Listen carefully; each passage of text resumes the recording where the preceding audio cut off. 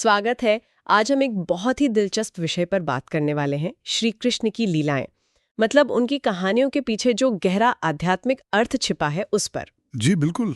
अक्सर हम इन लीलाओं को सिर्फ कहानियों की तरह सुन लेते हैं। हाँ बिल्कुल। पर असल में ये जीवन की जो बड़ी चुनौतियां हैं ना, जैसे तनाव है, रिश्तों में कभी कभी उलझने आ जाती हैं, या फिर असफलता का डर, अकेलापन, इनसे निपटने के लिए एक तरह से मार्गदर्शन है। बिल्कुल सही कहा आपने।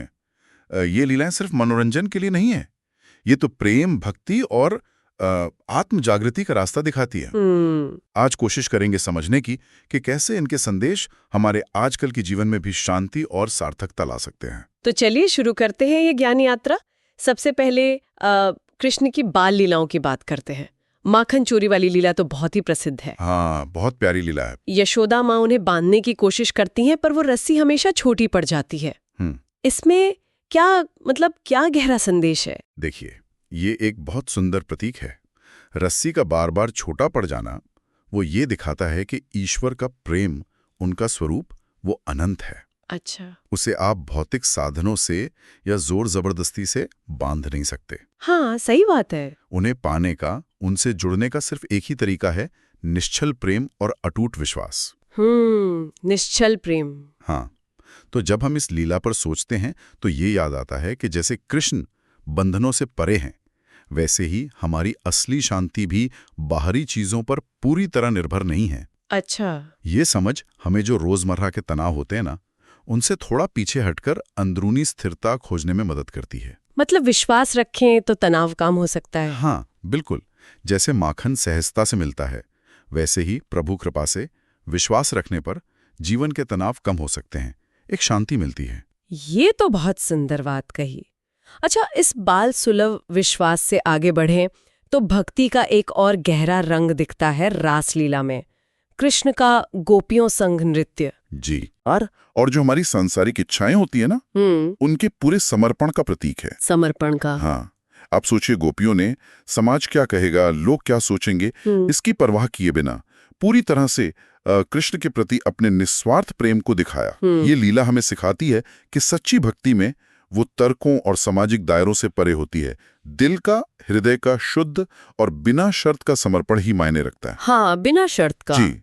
जब जीवन में बहुत भागदौड़ होती है, अपेक्षाओं का बोझ बढ़ता है, तब ये लीला याद दिलाती है कि अगर हम ईश्वर को अपना सब कुछ सौंप दें तो वही तनाव और दुख जो हैं वो प्रेम और गहरी शांति में बदल सकते हैं। ये एक कह सकते हैं आंतरिक स्वतंत्रता का अनुभव है। आंतरिक स्वतंत्रता, वाह। और फिर जाहिर है, हम गीता के उपदेश को कैसे भूल सकते हैं। कुरुक्षेत्र का मैदान, अर्जुन का मोह और कृष्ण का वो उपदेश, हाँ वो तो अद्भुत है। खासकर वो पंक्ति, कर्म करो फल की चिंता मत करो, ये तो मतलब हर किसी के जीवन से जुड़ती है। पर क्या ये वाकई व्यवहारिक है जब इतना कुछ दांव पर लगा हो? देखिए, ये सवाल बहुत उठता है और बहुत महत्वपूर्ण भी है।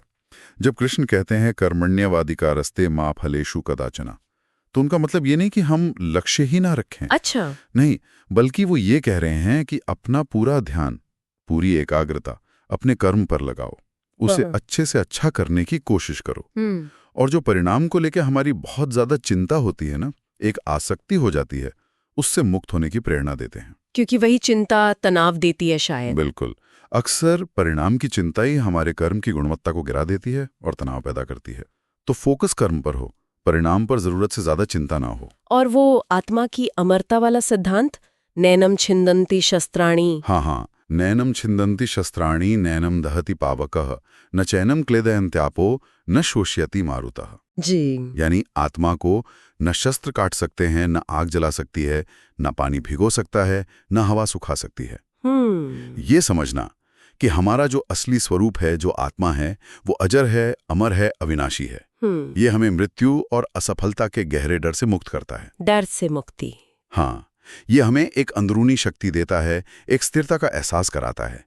इससे हम जीवन की मुश्किलों का सामना ज्यादा हिम्मत और शांति से कर पाते हैं। तो कर्म को ईश्वर को समर्पित करना। हाँ, कर्तापन के भाव से मुक्त होकर, मतलब मैं कर रहा हूं इस अहंकार से हटकर ईश्वर को समर्पित भाव से कर्म करना ही जीवन में संतुलन के साथ आगे बढ़ने की कुंजी है। ये तो ही व्यक्तिगत साधना और आंतरिक शक्ति की बात।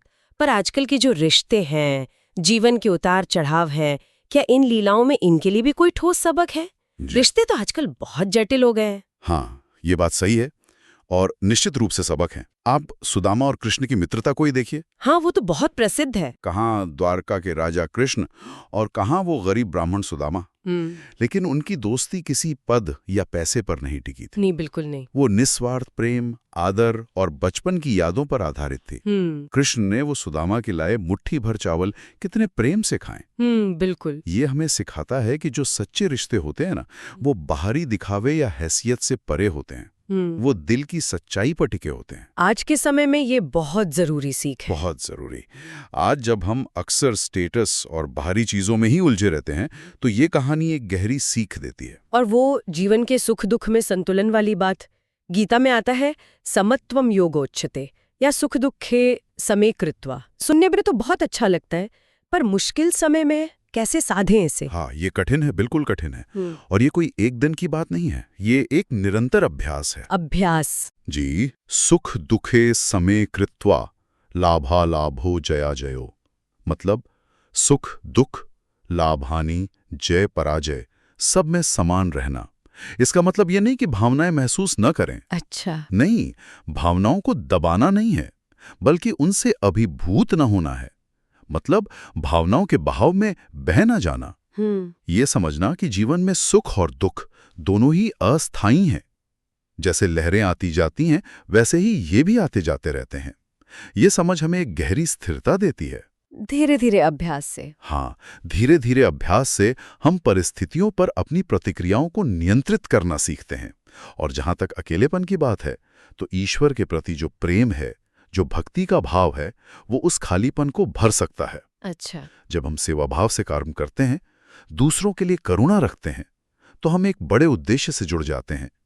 फिर वो अकेलापन महसूस नहीं होता। तो अगर हम संक्षेप में कहें तो श्री कृष्ण की लीलाएं सिर्फ गुजरे जमाने की कहानियां नहीं हैं। बिल्कुल नहीं। ये तो कालातीत ज्ञान के स्रोत हैं। ये हमें प्रेम, विश्वास, समर्पण, बिना आसक्ति के कर्म करना और हर हाल में समता बनाए रखना सिखाती हैं। बिल्कुल सही कहा। जीवन जीने की कला सिखाती हैं एक तरह से। तो इन्हें जीवन में उतारें कैसे? मतलब सुनने में तो अच्छा लगता है, पर रोजमर्रा की जिंदगी में कैसे लाएं? हाँ, ये सवाल भी अहम है। देखिए, कोई बहुत जटिल प्रक्रिया नहीं है। कुछ सरल उपाय हम कर सकते हैं। जैसे कि? जैसे रोज कुछ पल भक्ति के लिए निकालना, चाहे वो नाम जप हो, कोई भजन सुन लिया, या बस शांति से बैठकर ईश्वर का ध्यान कर लिया। बहुत ज्यादा समय नहीं, पर नियमित रूप से। नियमितता जरूरी है। हाँ, और अपने हर काम को, चाहे वो घर का हो या ऑफिस का, एक सेवा भाव से करना। पूरी ईमानदारी से अपना बेस्ट देना। और कभी कभी रुककर सोचना, आत्मचिंतन करना कि हम इन मूल्यों को अपने व्यवहार में कितना ला पा रहे हैं। आत्मचिंतन, ये जरूरी है। जी। और जाते जाते हम अपने श्रोताओं के लिए एक विचार छोड़ जाते हैं। जरा सोचिए, अगर हम इन लीलाओं के किसी एक भी गहरे पहलू को, चाहे वो निस्वार्थ प्रेम हो या कर्मयोग हो या समता का भाव, पूरी ईमानदारी से अपने रोज के जीवन में उतारने की कोशिश करें, तो हमारे जीवन को देखने का नजरिया, हमारा अनुभव कितना बदल सकता है। ये वाकई सोचने वाली बात है। और ये चर्चा यहाँ खत्म नहीं होनी चाहिए, इस पे और विचार होना चाहिए। बिल्कुल। तो अगर आपको श्री कृष्ण लीलाओं के आध्यात्मिक मर्म पर हुई ये चर्चा ज्ञानवर्धक लगी और आपको लगा कि इससे कुछ प्रेरणा मिली है, तो प्लीज इस वीडियो को लाइक करें। जी हाँ। और हमारे चैनल को सब्सक्राइब करें, ताकि आप भविष्य में भी ऐसी ही गहरी और सार्थक चर्चाओं से जुड़े रह सके। धन्यवाद। धन्यवाद।